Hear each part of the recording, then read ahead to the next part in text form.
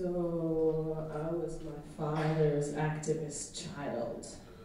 His firstborn when he was marching still at the University of Minnesota, head of the International Students Association.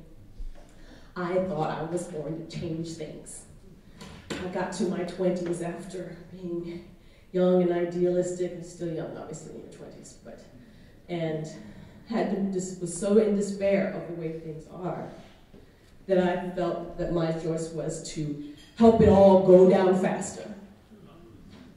Rip the Band-Aid off quick, or help figure out how we were going to get from here to the next place. And I chose the positive because I couldn't live with the other. So one of the ways that I decided to do that was to learn from an herbalist. I got her book, and her book, it's a creative person, spoke to me because she spoke from the voices of the plants. And then I went to go study with her and spent 3 months on a goat farm where she taught her apprentices. And we had showers every 4 days, and we had our classes outside, and we didn't use notes, and we each had responsibilities for the living. And there were people who I didn't know, and I was actually one of the older people who was in the group.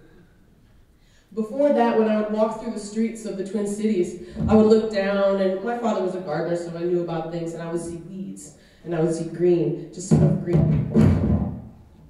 After being there, after learning about the personalities, the medicinal properties of all of dandelion, and chickweed, and burdock, and plantain, when I returned to the Twin Cities after following the goats around, and listening to the ducks and the geese, and listening to the plants in a different way, I walked down the streets of the Twin Cities, and I saw friends.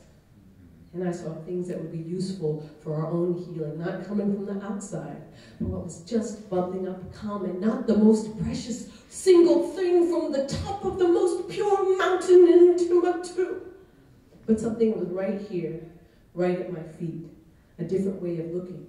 And I could never see them differently again.